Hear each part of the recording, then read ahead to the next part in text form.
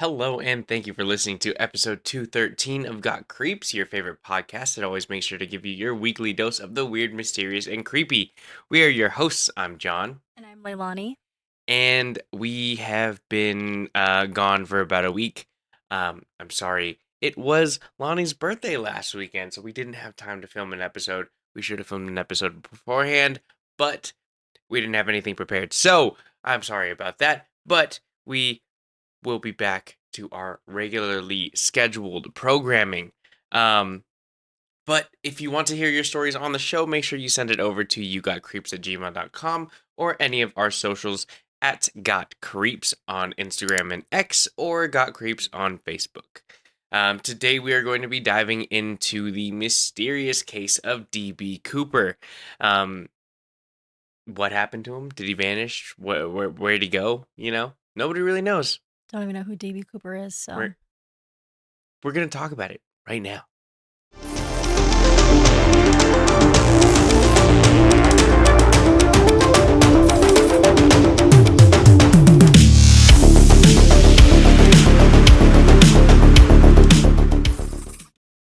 On the stormy evening of November 24th, 1971, a man using the alias Dan Cooper embarked on a fateful journey.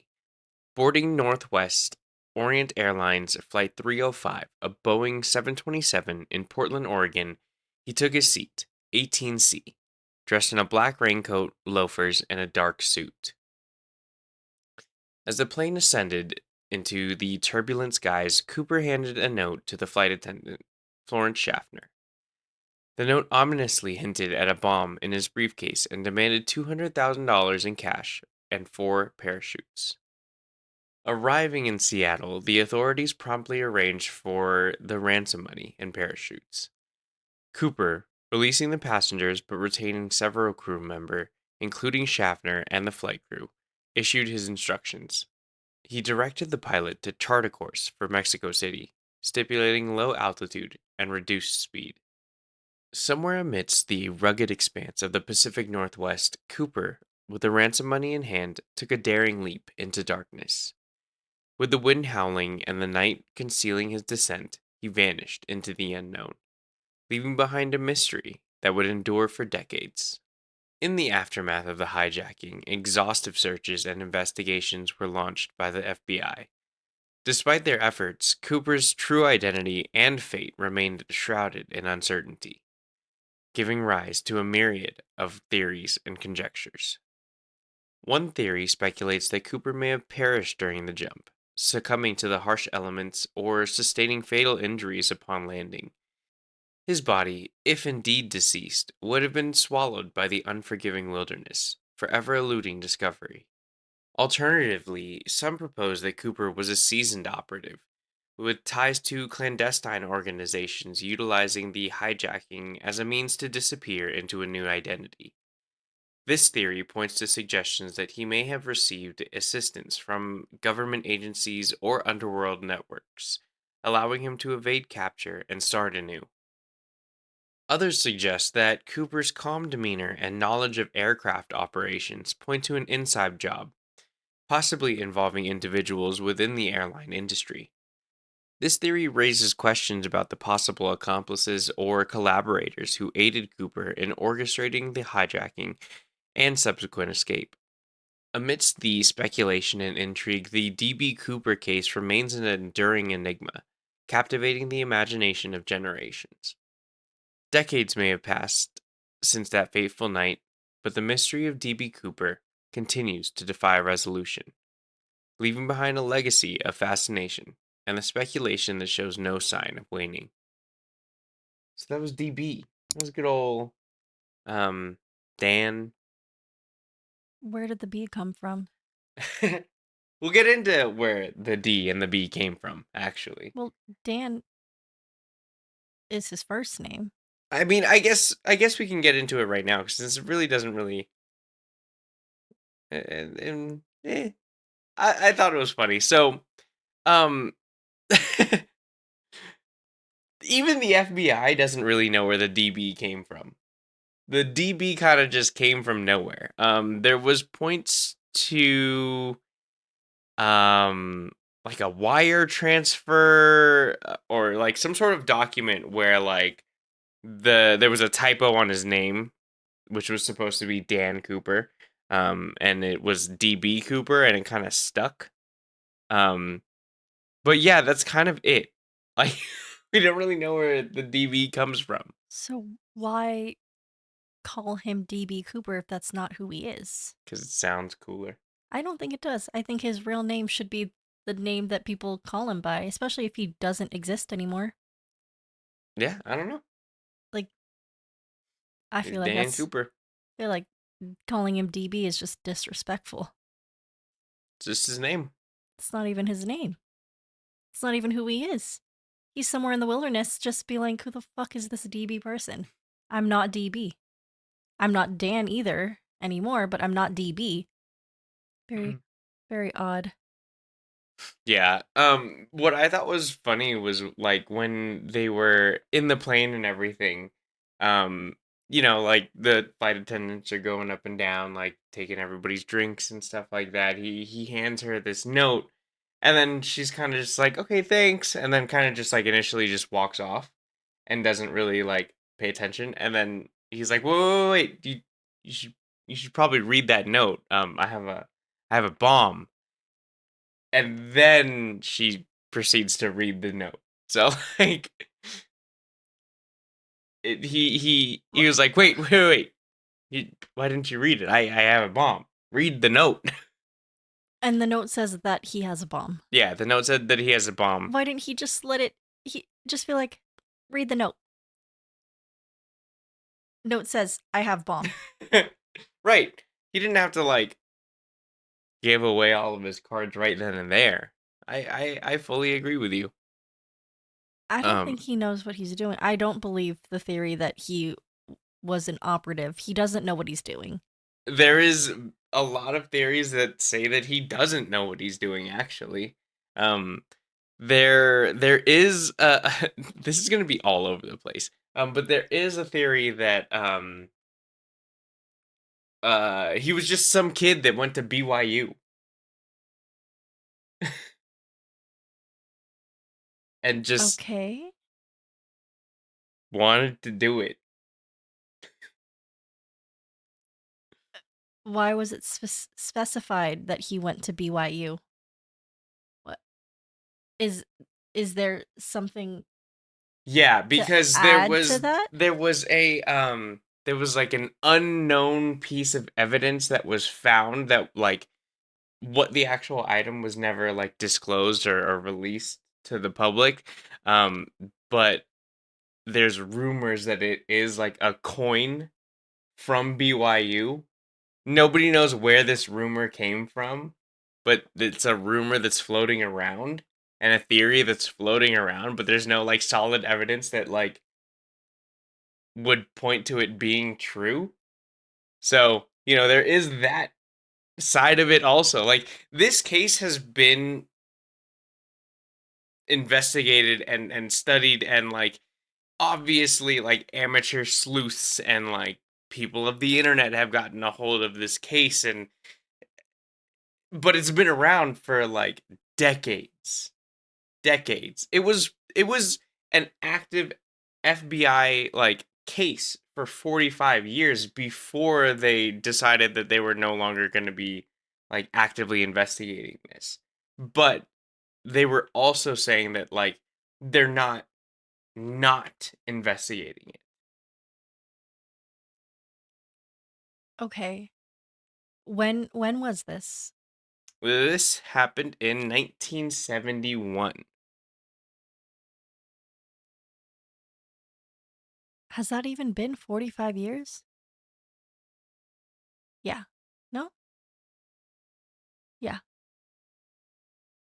I mean, it's pretty recent, but so they just recently stopped actively 2016. is when they Mhm, stopped. mhm. Okay. Huh. Never heard of it. Not one. You've Not never heard of the DB Cooper case? never heard of Dan I'm Cooper. I'm sure only calling here, him hold Dan. on. I'm sure you've seen his picture. Call him Dan. His name is Dan. Nope. You've never seen this guy. Never seen that guy. Ever. Not one day in my life. Oh my god. Well, Never. there is also rumors that DB Cooper could just be Loki as well. I mean, he looked like him. If you've watched the show. He looked like him. He does look like Tom. Yeah. Some other weird, interesting facts about the case. He requested the bills that he got the $200,000 in all to be $20 bills, which is relevant later on. Okay. I guess since we just talked about his picture, we can describe him. He was in his mid 40s, wearing a business suit, overcoat, black overcoat, white shirt, black tie, carrying a briefcase and a brown paper bag. It's a very businessman looking, um, very plain Was looking. the paper bag where the bomb was, or said bomb? Um, Or was it like his lunch? no, the paper bag I believe was just for the cash. He was gonna put $200,000 in a brown paper bag? Yeah. And it's like the sandwich bag ones, not Yeah. like the grocery bag. Yeah. Um what else? What else? There is a couple other And he was gonna jump things. out of a plane Mhm. with a brown paper bag and $200,000 in 20s. So there's lots of bills. Yeah, yeah, because the briefcase was the bomb. When he had called Schaffner, the flight attendant, over to sit next to him, he opened up his briefcase, and that was where he revealed the bomb. Was there an Um, actual bomb? there was, well, I mean, who knows if there was an actual bomb? It could have just been like garbage that he just like did some arts and crafts with. But there, like, she did say that there was like, it looked like 4 sticks of dynamite and like a countdown timer little thing. So I mean, there could have been a real bomb. It could have been, like I said, just garbage that he just did some arts and crafts with. I don't trust any of these eyewitness accounts because they don't even know what his name is. um And they don't even know they didn't once, I don't know, check what if he was bluffing? What if they press the button, they're like, that's not gonna go off. I don't think they would do that with a plane full of people, I would have. civilians. Somebody hands me a note on a napkin. One, as the flight attendant probably didn't read it because she thought he was hitting on her and was like, I'm just gonna throw this away. This is probably his number, or it's probably like, your caboose looks great in that like skirt. I'm just gonna throw it away. And then he makes me sit next to him. I'm looking at his briefcase and I'm touching buttons. Like, you're fucking lying. You're fucking lying. And then if it doesn't make any boop boop boop boop sounds, I'm like, oh, let's not trust this guy. Do not give him anything that he's gonna put in his paper bag. What? A paper bag? I'm just so. How much? How much space? It's like this big, right? Like, it's like that. That's a standard. Like, Yeah, like a sandwich bag. the money is gonna go I above think it's like a that. foot. I think it's about a foot. The $200,000 in 20s is gonna go stacked. Is gonna go above that 1 foot of paper bag. What is he thinking? I mean, I'm sure he had other means of carrying the paper. I'm sure they gave him some sort of way to hold the rest of the money. But How do this you think man, that the Dan, FBI and the police are gonna give him the money? They're just gonna hand it to him like one at a time? Like, I'm sure the police are gonna give him bags to use. I would hope so because What do you think they're just crumpling it up in their pockets and stuff before they walk over there with it? I don't know what his What do original you idea think was. they're I don't doing know with what it? he thought was going to happen because he only brought that one bag for the money Because how would the police give the money to him? I in think a he was briefcase, maybe. exactly. I think he was betting on them thinking about transporting the money in something and not just stuffing their pockets and just handing him I don't know. wads of cash. I don't know. The paper bag I think that is it just a just real big. makes sense that if you were to just you were to have an arrangement to receive something from somebody, they're going to have something to transport that thing in instead of throwing it at you. Who knows? Because he also said he was just gonna. Why did he need 4 parachutes? In case 1, 2, and 3 failed, So was he gonna? he's extra prepared. Does he have all 4 on? Yeah, I believe I mean, he had all 4 with him. This man is holding a lot of things. He has a lot of baggage coming out. He did not fly Spirit. He did not fly Spirit cuz Spirit will charge you $5,000 for an extra carry-on. Yeah, the tickets itself, they're Yeah, $5. the ticket's like 20 cents. But then like you want to choose your seat, pay up, pay up. But you can't not choose your seat either. You cannot choose your seat. They'll just pick a seat for you. And then you still got to pay. Yeah, because they'll most likely pick the $3,500 seat. We're never getting a sponsorship from I Spirit. don't care. I don't even want to fly Spirit. I don't even want to think about Spirit. I flew Spirit once. No, twice. And I almost became one. True. Just like Dan. Almost called him DB, but that's not his name. So, later on, about like 10 years later, a young boy found a paper bag Oh full my of god. What is this paper bag full of? $20 bills, Oh my god. equaling out to about $5,800. So he didn't have the entire $200,000. Well, it fell out of a plane. Yeah, So because it doesn't fit in a paper bag. exact. Nobody was telling you that you were wrong. But They're just where did telling you that you were wrong. I was just saying. nobody was telling you that you were wrong. They were just telling you that you were wrong. Where did this young boy in 1980 find this paper bag? In Washington. Um, I'm sorry if I'm mispronouncing this. Uh, it fell.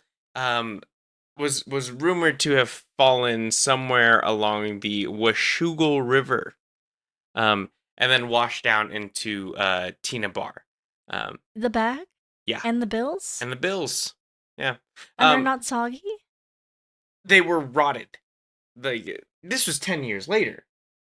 The paper it's in a paper bag, and money is made out of paper, and it's Right. in water. It's rotted at Right. this point. But what was interesting was they checked the serial numbers on the bills that was found um, versus the serial numbers that they had documented as the ones that they gave DB Cooper back in 1971, and they matched up. They were the 20s that they gave DB on that day. So very interesting. Damn, this boy was on the come up. This boy was on the come up, but the bills were all fucked up. He couldn't have used them anyways. But I think that there's a thing that like if the bill is more than 70% intact, like you can just bring it to a bank and exchange it for a new one. How how was inflation at that time? Is it more or less than what it was in 1970? I'm sure more. I don't know. The value of the dollar holds like no weight. So So Dan is never found. Yeah, so and then like the bills also eventually ended up leading to nothing, because the FBI searched the rest of the surrounding beach and kind of everything else in the surrounding area and just found nothing. So, would have been a cool thing. No other bills? No other bills, none, zero. Um, Funny enough too, around the 1970s, shortly after the story had broke, there was a bunch of people claiming to be him, claiming to be related to him, claiming to know him. There was two authors that actually claimed to be him and took the story of what happened and claimed that it was their own and everything. And the reason why they were never like accused of anything is because that they were found to be lying and they were actually arrested for impersonation. Oh. Like, were they trying to sell his story as their own, like Yeah. in a book? Yeah. And then they were arrested because they did initially think it was him, and then they were just continuously arrested because of. I didn't know that you can be arrested for impersonation. Yeah. Yeah. So, like, they were just not gonna. What did they think was gonna happen? I don't know. I don't know. Because like why would you have your entire like career based around telling everybody that you're a criminal? Yeah. Like your And not entire public career is based off of and not even that far from when the crime was committed. right, you're still well within the statute of limitations. Yeah. Which is another thing that we're going to get into right now actually. Um the charges against Cooper was initially going to be I should have wrote it down, but I didn't. It was going to be something else. But the statute of limitations on that charge would have only been 5 years. Um, so in order to continuously investigate DB, they charged him with a violation of the Hobbs Act, which is designed to prevent extortion. This actually has no statute of limitations, which is why they were able to actively investigate this case for 45 years and are still willing to listen to credible sources um, if you have any information now to this day. I don't. I don't either. $5,800 would fit in a paper bag. $5,800 could definitely fit in a paper In bag. 20s? Well, maybe not definitely. No, $5,800 in 20s could definitely fit in a paper bag. I think you're severely like calculating how thin a $20 bill is. Well, I'm thinking like a stack of like a grand would be about that big. Yeah.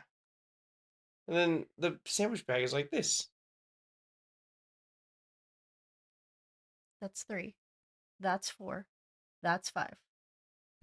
Yeah, but you're also going like this, Mm, so you can maneuver it, you can finagle you it. could. I hit the microphone. Sorry if you heard that. Um How did all of that stay in the paper bag? It fell out of a plane. I just don't understand the paper bag. I have a very strong feeling about this paper bag in this right, movie. it's very strange that like it wasn't just completely withered away after 10 years. Yeah, Like it's sure it was paper, rotted away and like, all that stuff, but but it hits the water and the bag should have dissipated. also though you got to understand that this was like the 1970s and like all of that shit had like plastic and like extra shit in it anyways, because it's not like now where I feel like a 1970s paper bag would hold up way better than like a 2024 paper straw. Yeah. you know? Yeah. So, I don't know, maybe there was just like extra shit in those paper bags back in the day. I don't know. I still don't. There was lead and everything. I'm still just very and cocaine. And coke, maybe there was coke in the bag in the paper bag. I don't really think Not actual coke like in the paper like physically in but like mixed into the material. probably. I have really, really strong feelings about this paper bag, and it's not good strong feeling. It's like it's not on the positive end. It's very negative. Yeah, obviously. Um 25 minutes of this episode is going to be me bashing this paper bag. and Dan. I like Dan. I don't like DB. I like Dan. um He doesn't seem like a very smart fellow, but I like him. so we can get into like the other theories and kind of like just the random facts around their case. They determined that it was pretty unlikely that Cooper had an accomplice. Um Mainly for the reason that the pilot ensured law enforcement that he had chose the route, and not Cooper. So Cooper didn't know like the exact route of where they were gonna like be flying over. Okay. He just gave the pilot a destination. He just said, "Go here, fly at this altitude. Mm. Just get me here." And then so the pilot just went. Oh, I thought you meant like original. I was like, um, is it not going to one location? Like Cooper didn't get on a plane knowing that it was going to point B. Yeah. Um. So like, there's no way he could have like coordinated with somebody like on the ground, like, oh, I'm gonna be flying over this point at this time. Mm-hmm. Like it could have very easily been like, a zigzag or something like that. Um, so it was pretty unlikely that he had somebody helping him on the ground. But I have my own theories about that. We'll come back. Because we have to talk about something else before we we'll see. You'll see. I don't believe anybody was helping him because this paper bag theory would not have made it into the airport.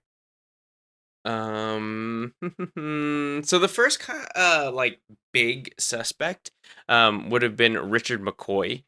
Who the hell is Uh this? he was arrested for a plane heist that was very similar to Cooper's heist. Um Both gave notes to the flight attendants revealing that there was a bomb. Both took a Boeing 727. I think that was a typo. Um, yeah, should have been a 727. Both of them took a Boeing 727. They requested 4 parachutes, calm about the entire thing, and both notes contained the phrase "no funny stuff." So very prominent suspect in Was the initial this investigation. Richard McCoy case known? This was after the DB case. This was so Richard was after DB. Wait, no, no. Richard was before DB. Okay, but did the facts of the case for Richard ever go out? Oh, Public I see what knowledge. you're saying. I'm not sure. Because I mean, it could just be a copycat. Right, I'm not sure when it did. It obviously did, Right. but I'm not sure when timeline wise it did. Okay. Um, but eventually they ruled him out anyways, just because the description of him doesn't match the description of DB Cooper.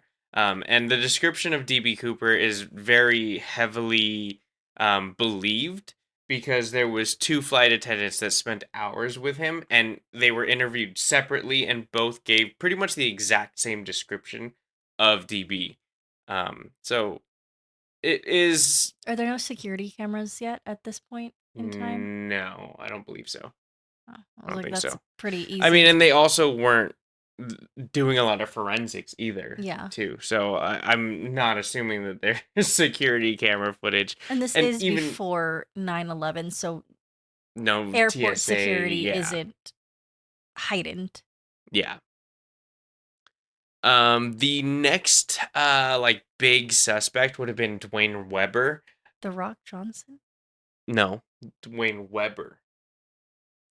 Um, he claimed to be Cooper on his deathbed.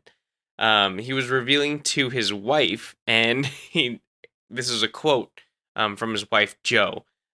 He said, he whispered, he pulled her close, and he whispered, he said, "I have a secret to tell you. I'm Dan Cooper," and then he died. Oh. um, According to his wife, there were obvious clues that she had missed. These clues included that Weber had a knee injury that he had gotten from jumping out of a plane. He would have nightmares and often sleep talk about leaving fingerprints on a plane. His handwriting was reported to be found in a library book about DB Cooper. The wife claims that Weber actually took her to the place where the money was found in that's not Tina Bar in Tina Bar. Um, Huh? Those are very solid. Those yeah, are very very solid solid things, things. right? Very solid pieces of Wait, so evidence. he has a knee injury from jumping out of a plane, Mhm, and she knew that the knee injury was from jumping out of a plane? mhm, Did he ever explain why he jumped out of a plane? mhm, mhm. Okay. No, because he died. Because when he revealed this to her, he died. But he had the injury before he died. Yeah. And she I never guess they never asked, talked about it.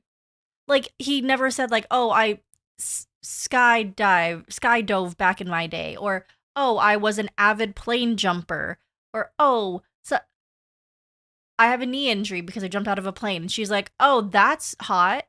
Yeah, I think so. I think so. Also, you got to remember too, very different time. Like women during the 1970s weren't supposed to like, Yes, they ask a were. lot of questions and shit like that. It's not the 1920s. Well, it's still a lot less than it is now. I don't, Joe, Kind of dumb. you really kind of fucking suck. Also, where is that money? Yeah. Like the rest of it? Yeah, because if only $5,800 of it is gone, where's the rest? Yeah. Where the hell did he put the rest of the money if it wasn't in the paper bag? Also, God, I hate you're this gonna paper really bag so you're much. really gonna like this part. Um, the lead FBI investigator said that Weber was a strong subject. He fit the description, and he has the criminal background He that had a would criminal background? he had a criminal background that is most likely needed to be able to pull off, a heist like he did. But he said he just doesn't believe her. So he just dropped it. So he just dropped it. Isn't that crazy? Isn't that insane? Okay, so if we bring this up to somebody now, would they reinvestigate? I mean, I he's don't I dead, don't think you can. I think like there's like a double jeopardy thing, right? You can't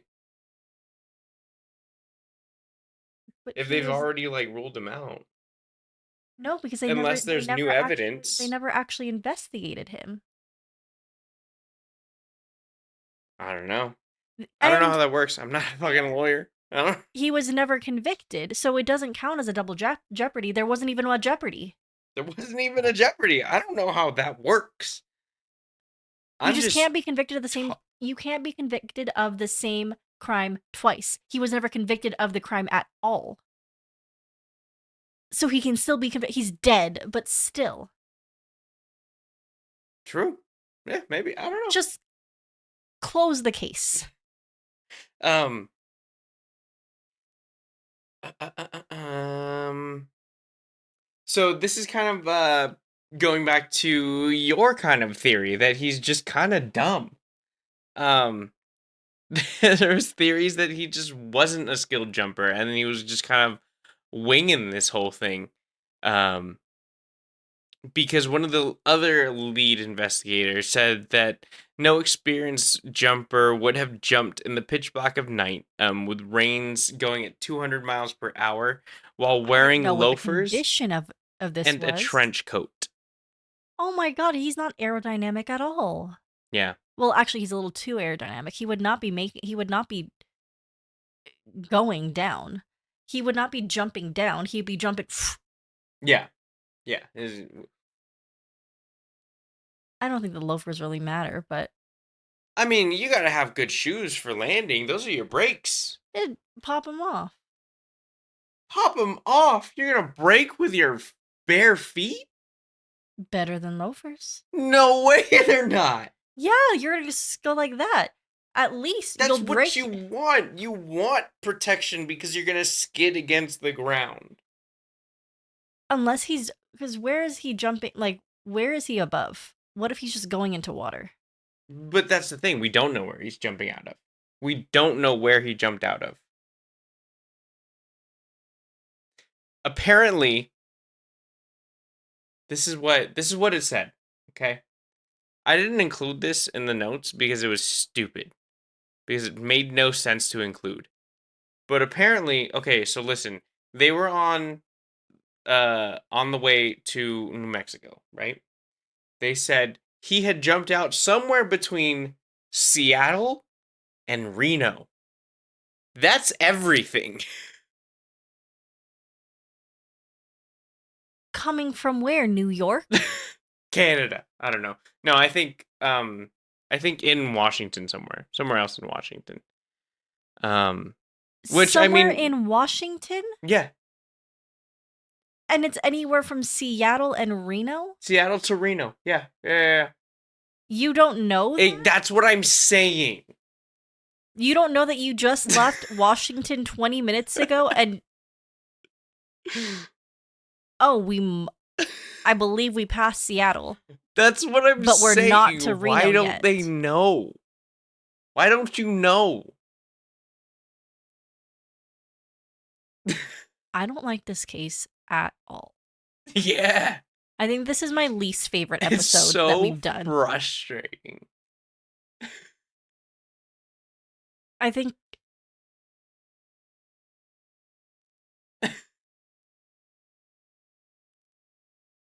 I'm putting in my 2-week notice right now. Well, I mean, that's kind of it. I mean, Good. there's nothing more to this case. Like I said, the case was officially closed in 2016. But law enforcement is still open to new leads. So if you have more leads, We send don't them have over. more leads. It's Dwayne Weber. Give them to the FBI. Somebody find something else about Dwayne Weber and give it over to the FBI. What do you mean they found his handwriting in a book of D.B. Cooper? Apparently they did. What does that I don't know what mean? it said. But I guess That's me? Me did it. No, but I guess there was a Hags law enforcement? Like what? Hags law enforcement. What was he writing in this book? I don't know. And how do they know that it's his hand? Well, I mean, so wait. Like this is a public library. Yeah. Anybody could have this book. Yeah. Are they watching him write in a book and then they're like found his handwriting? Well, you saw him write in it. Or are they going through every single book on DB Cooper for whatever reason? Because what? I think it was just a coincidence that there was a book about DB Cooper that he had happened to check out. And then when they looked at the book, they saw that he had made some notes in it. So you're going to investigate that, but not investigate Dwayne The himself? rest of them? What about if this note says paper bag does good? I'm gonna flip my fucking lid. Yeah. We gotta find this book. If you know where this book is, let us know. What public library is this? So I can call them up tomorrow morning. Actually, are they closed on Sundays? Is it like a bank? No, they're not closed on No, I think Sundays. they're open. Somebody, when this episode comes out, which is in a few days, please tell me which public library this is that holds this book, and I have some questions for them. Get me, because I'm not going to research it myself. You got to do it for me. Deliver this book in a paper bag. If anybody delivers anything to me in a paper bag, I'm slapping them with a paper bag. I'm taking the thing out of it because if you're giving me something, so I'm going to take it from you. But I'm going to put my hand in the paper bag and slap you across the face with it. But disregard that threat because somebody please find the public, what am I looking for? Public library. Tell me what the phone number is and tell me who to talk to because I need to find that book. If you want to go further and find the book for me, that's even better. But I want to do something in this. So get me all of the general information and then I will make the call. I will let you guys know what happens after that. If they can send us the book, not in a paper bag, that would be wonderful. It's not an active case anymore, so it's not evidence. It was never going to be evidence because they never investigated him or convicted him. So it's just a book. True. Hey, maybe it'll be a series. What do I want with the book? I don't know. Maybe we'll have a whole rabbit hole about trying to find DB Cooper. He's dead. Because it was Dwayne. You're pretty sold on Dwayne? I'm absolutely sold on Dwayne. I think he just died. Well, he did die. No, I think he just didn't survive the jump. I mean, that is a possibility. Yeah, I think he just died. Anywhere from Seattle to Reno, he jumped. But I believe that the paper bag and the money is fine. Some random boy in 1980 found it. With no blood stains. No blood. So I believe Dwayne was just looking for that $5,800 for the rest of his life. That's why he took his wife over there. That's why he took his wife over there. He was just looking for the missing $5,800. And I bet you anything, their house wasn't even nice.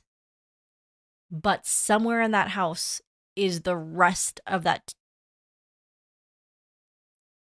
100.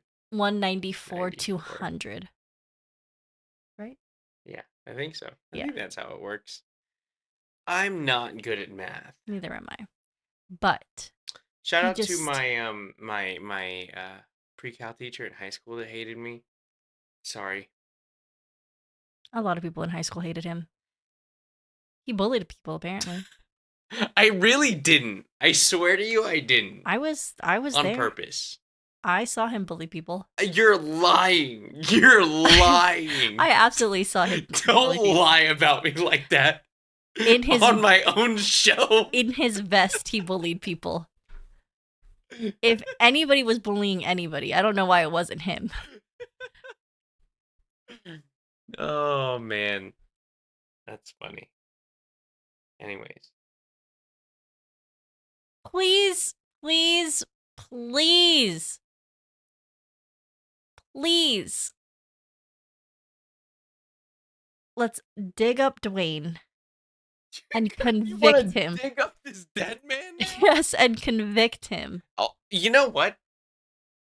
They did find DNA evidence on the tie. Oh my God.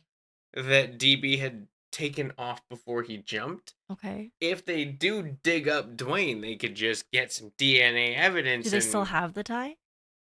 I would. Yeah. Yeah. Why wouldn't they? Where would they? Where would it have gone? I don't know. It's been years, and I'm sure they've misplaced evidence a lot. Yeah, that's true. I don't know exactly when. I forgot to write down when. I watched this video. Apparently, the there was this paleontologist that was given access to do some studies on the tie itself, and determined Paleontologist. that there was certain compounds, certain chemicals, certain elements, certain just things on this tie. Um, Long story short, they investigated it and determined that there was some trace materials on this tie that was linked to a steel construction company back in the 1970s. uh Which is where when Dan was this on the whole plane. thing So yeah. happened, um which also um happened to work with Boeing. And remember, he had hijacked a Boeing 727. And this points to him kind of like being in this world, right? Being in this like aerodynamic space. So if he had relationships with pilots, with other airlines, his accomplices could have very well just been the pilot and the stewardesses. So we never jumped. So he never jumped. You know, let me just bring it back to what I've said before. If somebody was just watching with some binoculars, this would have never happened. Let's follow them on a boat. Yeah, so that's all for good old DB Cooper. His name's Dan. Or Dwayne.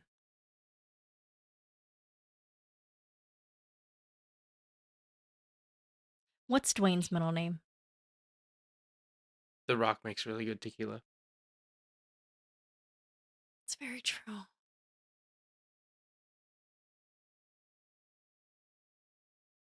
Does Dwayne have a middle name starting with the B?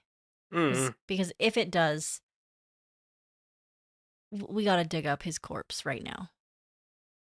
Where is he buried? Somebody get me that information too. Where is he buried? We gotta do it. The leading investigator who just didn't believe Joe Weber, fuck off. I hope you're watching this. I hope you're actively still like looking at information that could come up for this case. And I hope you get to this point. And I hope sincerely you hear me. Fuck off. It's fucking Dwayne. God, I just can't believe. I just can't believe you. All of that hard evidence, and you're just like, came from a woman. Don't believe it. Fuck you. On a completely different note, we're getting into our creep pick. All right, so lead investigator, once you finally arrest Mr. Dead Dwayne Weber, you'll have some free time on your hands. Arrest that Dwayne. Arrest him. So, since you'll have free time on your hands, you might need some recommendations. And I got one for you. I got one for all of our creep fans. What do we call them? Creeps. Creeps? All right. This week's creep pick, we are diving into Summer of '84, a bone-chilling thriller set against the backdrop of a seemingly picturesque town. In the sleepy town of Cape May, Oregon, the summer of 1984 is anything but carefree. 13 teenage boys have vanished without a trace over the past decade, leaving the community haunted by unanswered questions and lingering fear. As the summer kicks off, 15-year-old Davy Armstrong and his friends enjoy typical teenage antics until an anonymous letter to the local newspaper reignites suspicions of a serial killer among them. Davy becomes convinced that his neighbor, Officer Wayne Mackey, is the infamous Cape May Slayer. But his friends are skeptical, dismissing Davy's theories as mere conspiracy. Apparently, he did this all the time. However, as they delve deeper into Mackey's seemingly normal life, they notice disturbing evidence that points to his involvement, including late night jogs and purchases of gardening tools and bags of soil. They unearth disturbing evidence, including a blood-stained shirt and a desiccated corpse hidden in Mackey's basement. Despite presenting their findings to Davy's parents and the authorities, they face disbelief and condemnation. The film's tension builds to a heart-stopping climax as Davy embarks on a harrowing journey of survival, grappling with loss, betrayal, and the realization that evil can lurk closer to home than one could ever imagine. With their lives in jeopardy, they must outsmart a cunning and sadistic killer before it's too late. Summer of '84 is a riveting thriller that keeps you on the edge of your seat until the very end, reminding us that sometimes the most terrifying monsters are the ones hidden in plain sight. So if you're in the mood for a spine-tingling cinematic experience, be sure to check out Summer of '84 for a roller coaster ride of suspense and horror that will leave you breathless. Look at all of that fucking evidence. Seem familiar? Talking to you. You know who I'm talking to. So we got a short cryptid of the week this week because there's not a lot about this guy. Neat. But there's a little bit. There's a little bit of knowledge that you can take away from this because this week we are diving into the mysterious world of the Gazika, Zika. also known as the Papuan devil pig. Picture this, and it's going to be short, so picture it fast. A creature resembling a tapir or giant sloth, sporting an elongated snout. That's all we got, folks. Cool. Some even speculate that it could be the descendant of an extinct marsupial from the Pelarchestes family. The Gazika's tale takes us all the way back to the early 20th century, when English traveler K.A.W. Monckton stumbled upon giant footprints and other signs of this elusive being in the west of British New Guinea around the Mount Albert Edward. Monckton's discovery sparked curiosity and fear as locals shared stories of a monster with cloven hooves roaming the grassy plains surrounding the lake at altitudes of about 3,800 meters. But it wasn't just Monckton who encountered the Gazika. During Dr. Lawrence's expedition to the snowy mountains in Danish New Guinea, another member stumbled upon a massive animal at an altitude of 2,100 meters. Could it be the same creature Monckton encountered? The mystery deepens as expedition after expedition unveils more sightings, yet no definitive proof. As we ponder the existence of the Gazika, we're reminded of the thin veil between myth and reality, where legends like this mysterious creature continue to intrigue and mystify us to this day. Perhaps one day, the truth behind the Gazika will finally be revealed. Until then, let your imagination roam with tall tales of this enigmatic cryptid.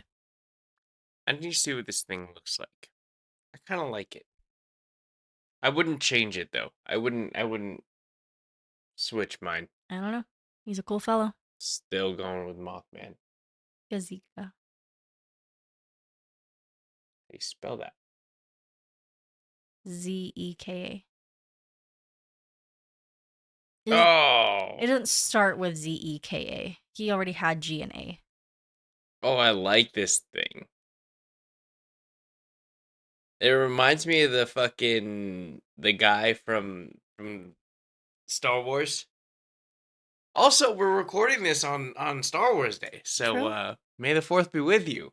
Um, you know, the guy who owned Anakin and his mom, Oh, yeah. the little flying guy. Yeah. Well, That's what he not. sounds like. This is a dinosaur. That's not Frederico. Frederick Rosado. Oh man. Oh, it's just a word. Gazika. How to pronounce it? Well, can you pronounce it? Because maybe I'm not saying it right. What if it's completely different? What if the G is silent? What? Apparently, it's spelled not spelled. Apparently, Gazka. it's pronounced Gazka. That's crazy. I like Gazika better. Gazka. Um, My apologies, Gazka. it just looks like the guy from Star Wars. And it is only found really fucking high up. So unless you are an expeditioner, unless you are usually up in the mountains, I don't think you're going to be seeing it on the ground. So let's hope that we get more information on this Gazka, because I would like to know a little bit more about it. I would like to know what sounds it makes, how big this thing is. Does it also eat human flesh like the last few of our cryptids have? Let's figure it out.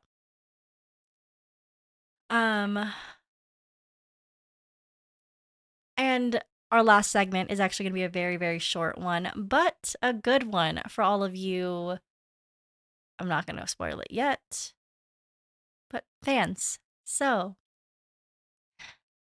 on this day in history, on May 6th, 2004, marks a significant milestone in the world of television as we remember the iconic last episode of Friends, which aired on NBC.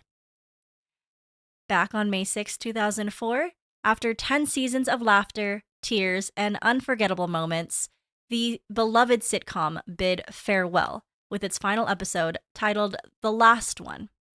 This hour-long finale was an emotional rollercoaster for fans worldwide as they said goodbye to their favorite group of friends: Rachel, Ross, Monica, Chandler, Joey, and Phoebe. As millions tuned in to witness this conclusion of this cultural phenomenon, viewers were treated to a heartfelt send-off filled with closure, nostalgia, and of course, plenty of laughs. Whether it was the resolution of Ross and Rachel's on-again, off-again relationship, Chandler and Monica's journey into parenthood, or Joey's bittersweet departure from his beloved apartment, every moment was a reminder of the impact Friends had on pop culture. Even 2 decades later, the legacy of Friends endures, with the show continuing to resonate with audiences of all ages around the globe. Its timeless humor, relatable characters, and enduring friendships have cemented its place in television history. So, as we reflect on this day in history, let's raise a glass or a coffee mug to the gang from Central Park and all of the unforgettable moments that they left us with. Until then, we'll always have the memories of May 6, 2004, and the last episode of Friends. I loved that show. Friends was good. There's a big group of people that like swear that Friends isn't funny and like hate on Yeah, Friends there's a lot of people. so There's hard. a lot of people that don't like There's a Friends. big group that like hate on Friends for like really no reason, but to each their own. But I'm a huge fan of Friends. Yeah, Um, we have like 6 um ladles yeah, that are Friends themed. themed. Yeah. Ladles and spoons and cooking spoons. We got them for a Christmas gift. I remember like watching them like growing up. Like I didn't like I wasn't as into it, obviously back then, like as it was coming out. Um, but I do remember watching it back then, like with my mom and stuff. So it is funny to like go back and rewatch it and stuff now, and like it's kind of crazy that no other show will have kind of like that sort of an impact or feeling or like I don't really know how to describe it, but like no other show can kind of like give you what Friends gave you. Yeah, Like no matter what side you're on, like that kind of like a sitcom just doesn't exist anymore. yeah. I I think it wasn't in a league of its own.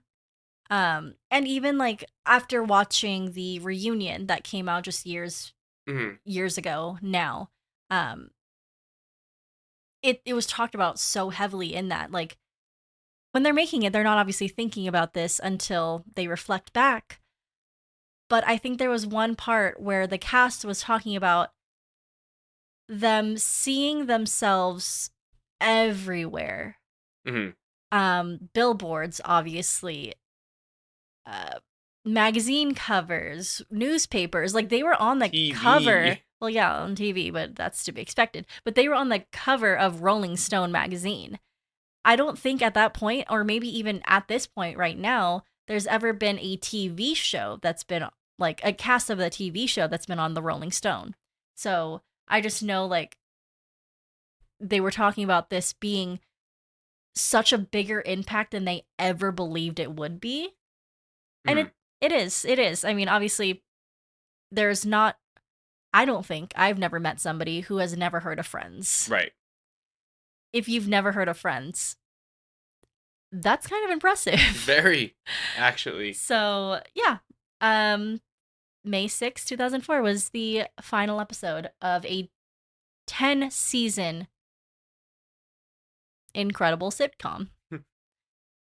But Good show. that's pretty cute. Pretty cute. I liked it. Um, but yeah, I think that's gonna do it for us for this week. Where can they find you? You guys can find me on Instagram at Leilani May Raimundo and on Facebook at Leilani Raimundo. Changed my name, and it's again still not at just Leilani Raimundo. One day I'll get it right. Where can they Awesome. find you? You can find me over on Instagram and X at John_Raimundo. Um, the little just woke up. You can find me at Facebook. Um, just my name, Jonathan Raimundo. I'll see you there. Well, thank you again for listening to the 13th episode of Got Creeps. Don't forget to like the video, like the podcast, give us a 5-star rating, and share with your friends so that we can reach more people who love the weird, mysterious, and creepy. We will be back next week with your weekly dose of the creeps. Bye bye. Bye. Almost forgot to wave.